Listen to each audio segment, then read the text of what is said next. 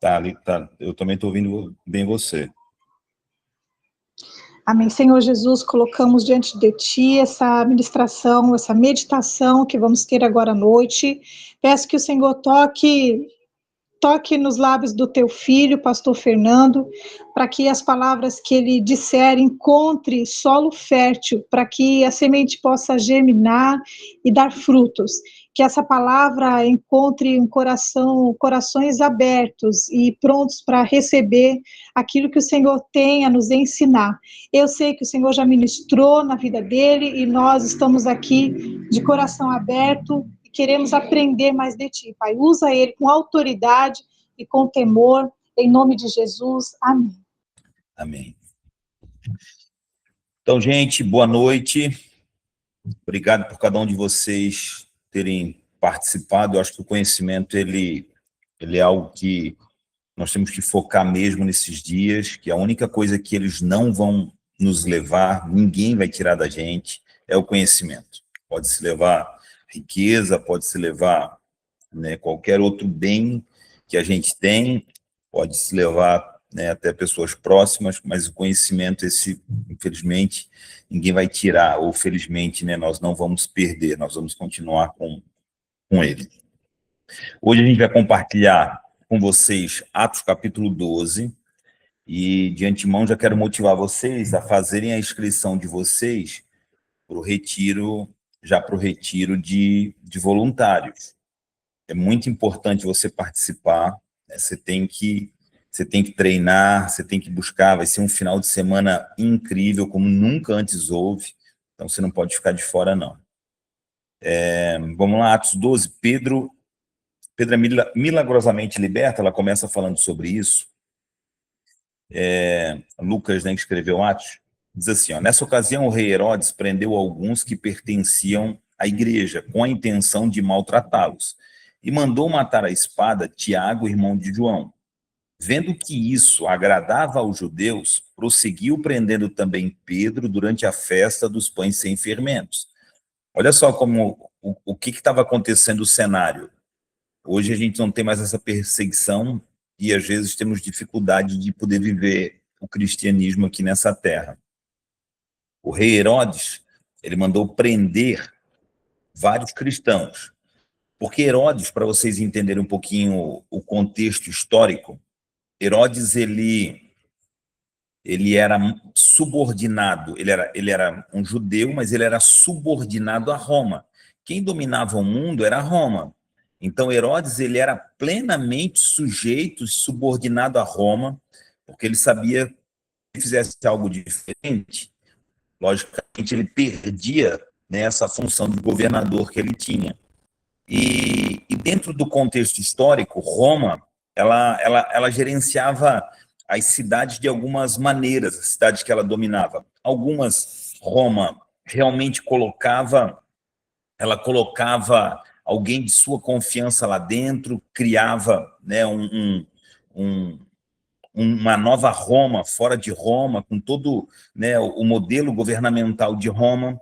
Tem outras maneiras, que essa que acontecia, né, com o povo judeu, com Israel, era diferente. Na verdade, a gente fala hoje Israel, mas nessa época não existia Israel, tá, gente? Nessa época ela era dominada plenamente por Roma, né? Então essa região que a gente diz hoje que é Israel, ela era dividida por regiões: Galileia, Samaria, Judéia. Então eram 5 regiões. Então ela era dividida dessa maneira. Herodes, né, ele era representante governamental numa dessas regiões. E aí o que aconteceu? Para que ele pudesse ficar de bonzinho com o povo judeu e não perdesse o favor deles, ele tentou dizer, olha, se a maioria, né, daqui onde eu governo, se a maioria é judeu, então eu vou fazer aquilo que o judeu gosta, né, essa estratégia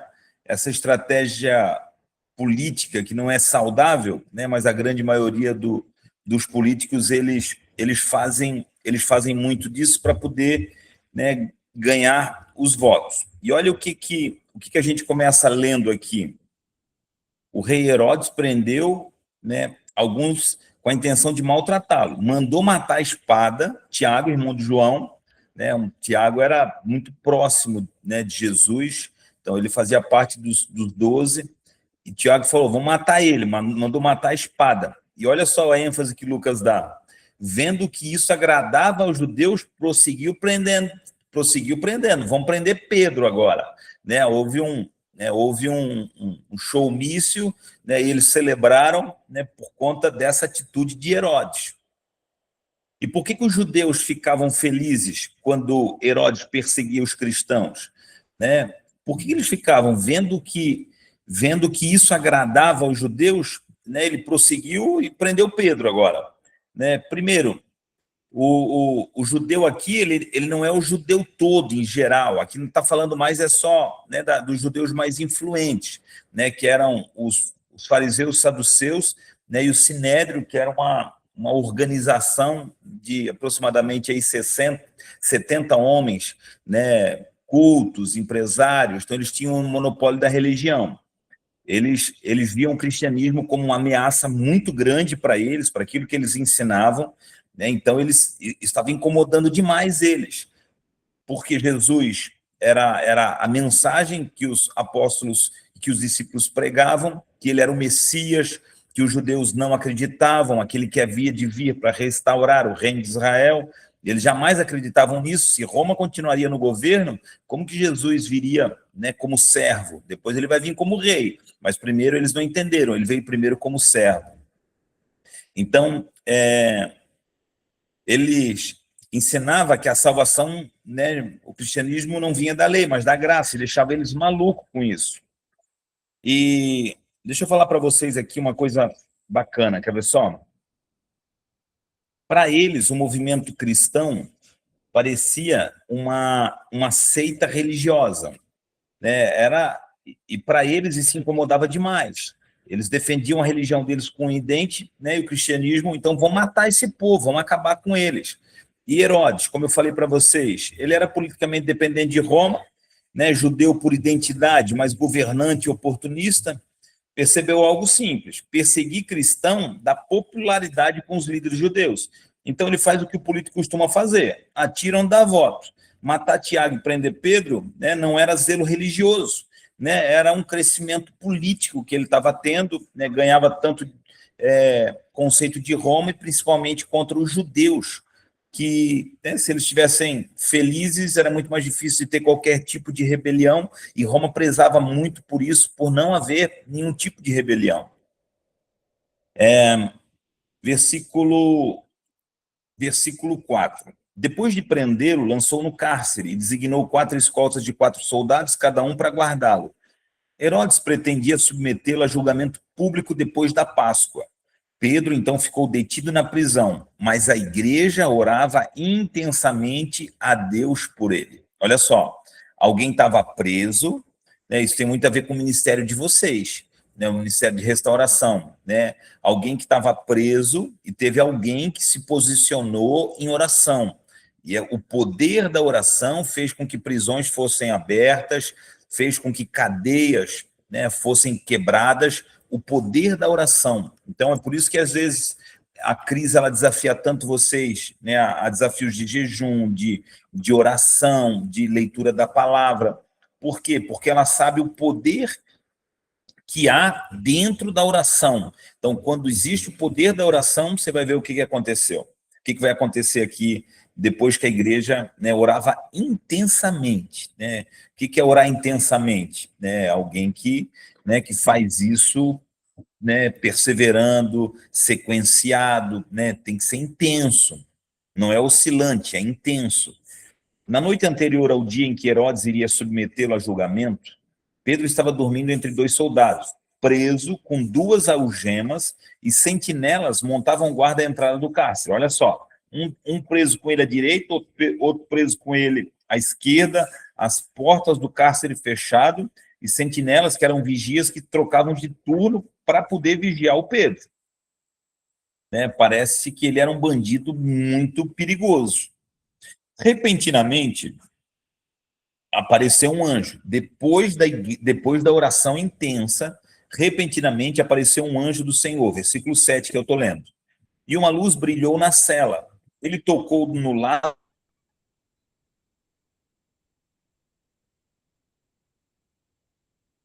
de Pedro e acordou.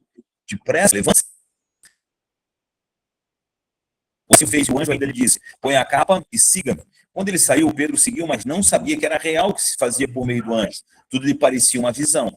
Passaram pela primeira, pela segunda guarda e chegaram ao portão de ferro que dava para a cidade. Este se abriu por si mesmo para eles. E passaram. Tendo saído, caminharam ao longo de uma rua e, de repente, o anjo deixou. Olha o milagre que acontece. A gente não enxerga o mundo espiritual, nós não temos a capacidade de enxergar o mundo espiritual. Alguns têm visão aberta, conseguem enxergar muita coisa que acontece no mundo espiritual, mas uma coisa é certa, quando a igreja se posiciona em oração, correntes se abrem, né, portões, eles se abrem, pessoas ficam cegas, não enxergam o que tem que enxergar, pessoas enxergam, né, aquilo que deve ser enxergado. Isso é um mover do céu que acontece quando há uma intensidade de oração. Então Pedro caiu em si e disse, opa, despertou, caiu em si. Agora sei, sem dúvida alguma, que o Senhor enviou o seu anjo e me libertou das mãos de Herodes e de tudo que o povo judeu esperava. Né? O que o povo judeu esperava? Matou o Tiago, irmão do João, mais um. Vamos acabar com mais um deles. Só que só morre quando Deus der a última palavra. A última palavra é de Deus. A última palavra não é, né, do inimigo, não é das pessoas que nos perseguem. A última palavra não é daquilo que, né, as pessoas que querem o nosso mal ou têm inveja de nós. Esquece, a última palavra vem de Deus. Se ele falar que vai cumprir na tua vida, vai se cumprir. Se ele falar, o que ele falar vai se cumprir na tua vida, pode ter certeza. Versículo 12. Percebendo isso, ele se dirigiu à casa de Maria, mãe de João. Olha só, Maria, mãe de João, onde muita gente havia se reunido e estava orando. Essa aqui não é o João, apóstolo João, tá? Para vocês entenderem. Essa aqui é o João Marcos, é o que caminhou com Paulo na viagem missionária. Então não é do apóstolo João, isso aqui é do João Marcos. Então tem muitos nomes aqui parecidos que a gente precisa ficar atento quando lê nessa passagem. Também chamado Marcos, onde muita gente havia se reunido e estava orando. Pedro bateu na porta do alpendre e uma criada chamada Rode veio atender. Olha o movimento que aconteceu agora. A igreja estava orando, né? A igreja estava intensa orando pela libertação do Pedro. Pedro foi liberto, ele foi lá onde eles estavam todos reunidos, nesse ambiente onde eles estavam. A criada chamada Rode veio na porta, né? Ao reconhecer a voz de Pedro, versículo 14, tomada de alegria, ela correu de volta sem abrir a porta e exclamou, olha que ela não abriu nem a porta para Pedro, ela ficou tão emocionada que ela foi...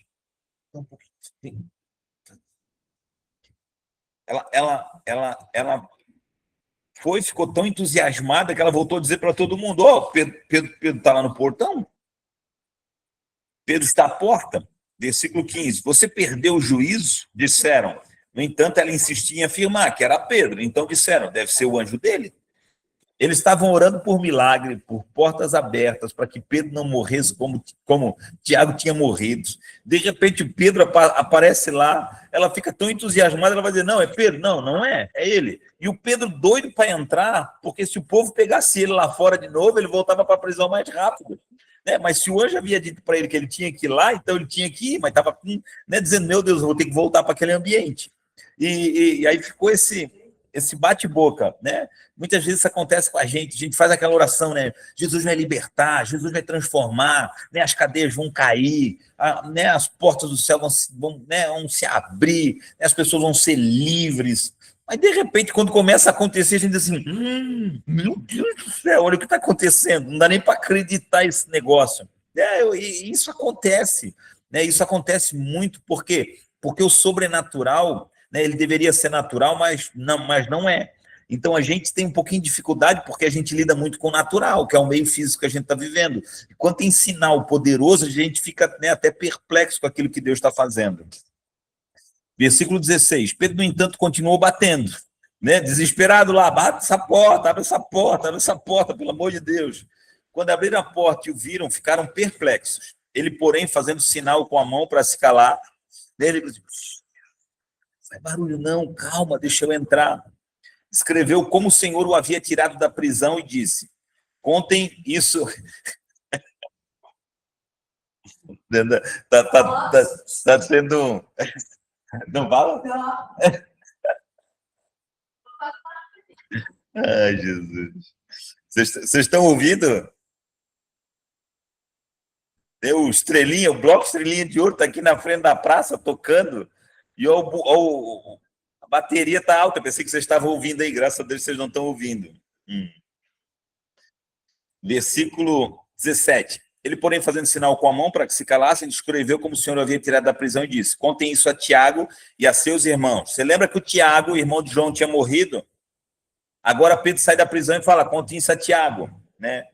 Olha, eu tenho alguns anos já de crente, me converti com 17 para 18 anos, né? E agora que eu fui perceber, que, né, eu fui pesquisar isso aqui, será que o Pedro não soube que o Tiago tinha morrido? Mas esse aqui não é o mesmo Tiago, esse aqui é o Tiago, irmão de Jesus, que se tornou o líder da igreja. Mas é, né, curioso, primeiro fala que Tiago, né, havia morrido, irmão de João, agora, né, ele pede para contar isso para o Tiago, para os seus irmãos, mas na verdade é o Tiago, irmão de Jesus, que virou o líder da igreja. Então saiu, foi para o outro lugar. De manhã não foi pequeno o alvoroço entre os soldados quanto ao que tinha acontecido a Pedro. Gente, se nós orarmos, Deus fazer, se nós orarmos, guarda isso no teu coração, se nós orarmos, Deus vai fazer, não é se Deus fazer. Se nós orarmos, Deus vai fazer e vai ser grande o alvoroço na nossa cidade. Hoje, Cris, eu recebi um convite para que vocês pudessem levar o seminário de restauração para... Deixa eu ver se tem a cidade aqui, se eles passaram para mim qual que é a cidade. Gravataí, Rio Grande do Sul.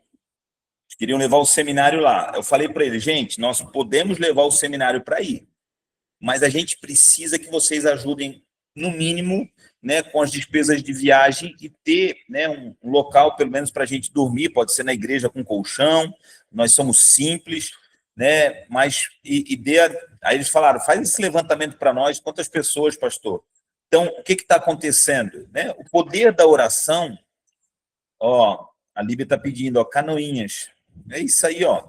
Né? O poder da oração, ele gera um alvoroço que as pessoas pensam, poxa, né, Deus está nesse lugar, alguma coisa está acontecendo, não é normal o que Deus está fazendo, o que Deus está fazendo na nossa igreja, o que Deus vem fazendo na nossa igreja, amém, Cris, amém, amém, vai se cumprir, vai se cumprir. Nós nos organizarmos a cada dia mais, nos prepararmos. Por isso que a Cris pede, gente, leia a Bíblia, mantenha vida de santidade, de renúncia ao pecado, porque nós temos convicção que Deus vai levar esse seminário a lugares distantes, e nós vamos ser os ministros que vamos ministrar. Então, gente, isso é muito importante. A nossa oração vai fazer um rebuliço na cidade que as pessoas vão vir. Hoje eu falava com um contador que trabalha para mim, e aí eu fui falar com ele cristão, e aí eu falei, cara, como é que você está? Estou indo, né? Estou indo, e a fé morta, morta, morta. Quando eu fui para Portugal, ele falou, pastor, eu acho que eu preciso caminhar do teu lado, né? Eu fui lá conhecer a igreja, preocupado com meu filho, né? A história voltou, né? 2 anos e meio, 3 anos depois, a história voltou, ele continua igual, morto espiritualmente, né? Eu não posso falar certas coisas para ele, né? Sai da tua igreja, vem para cá, isso eu não posso fazer. Falei para ele, você tem culto quinta? Não, quinta eu não tenho. Então, vem na quinta, conheça o que Deus está fazendo, entenda se é necessário ou não. E aí eu falei pro chefe dele, depois sozinho, e aí eu falei para ele, qual Qual que era a evidência da igreja primitiva? Chefe desviado também. Todos os dias iam sendo acrescentado o número daqueles que iam sendo salvos. Se não tiver salvação, é sinal de que Deus não está no negócio. A evidência do alvoroço, né, um rebuliço, é libertação, é cadeias, né, caindo, portas de prisão se abrindo, gente sendo livre de droga, de prostituição, de pornografia, né, do adultério. Isso é o sinal de Deus. Deus tem que estar, sabe, fazendo sinais de Deus que vai evidenciar, que vai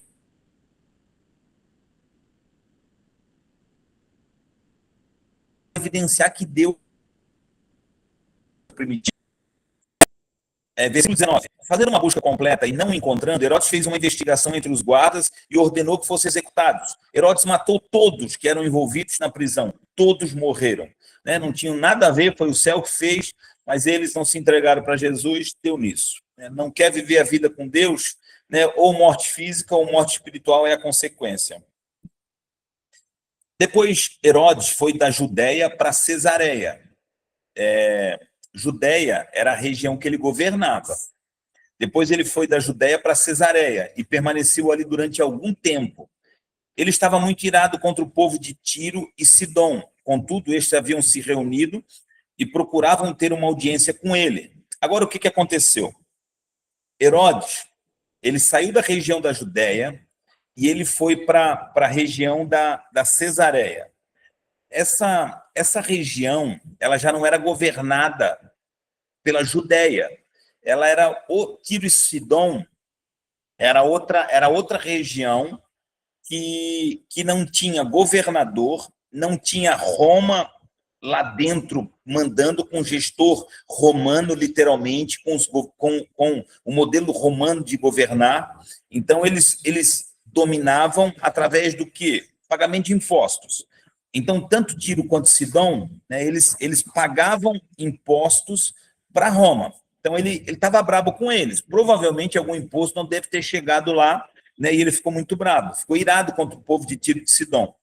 Contudo, eles haviam se reunido e procuravam ter uma audiência com ele. O que acontecia? Presta atenção no que eu vou falar para vocês agora. A gente está debatendo, né, Atos 12, versículo por versículo, né, esse é o objetivo principal.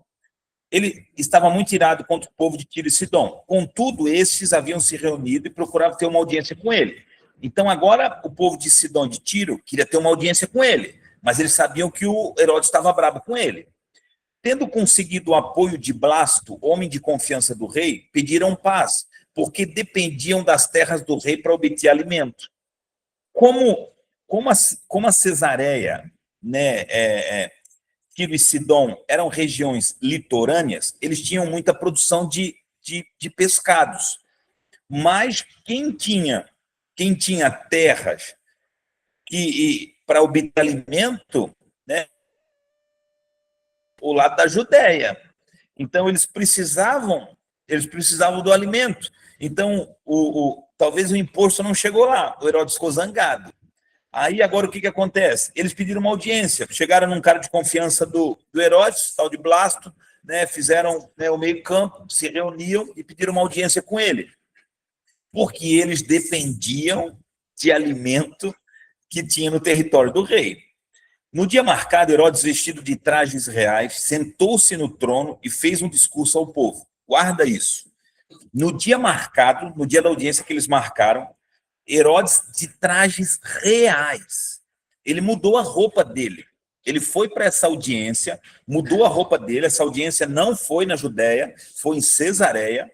E Cesareia, para você entender, tinha...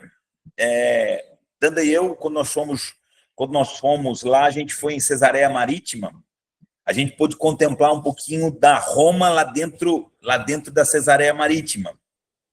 Ele tinha o Palácio Real de Roma, né, existia lá em Cesareia, então tinha um governo, uma expansão de Roma lá dentro de Cesareia. Então, para esse julgamento, a reunião foi lá em Cesareia. Então, o que aconteceu? Veio o pessoal de Tiro, de Sidom, e vieram os judeus também para participar dessa audiência. E ele colocou roupas reais, fez um discurso. Ele,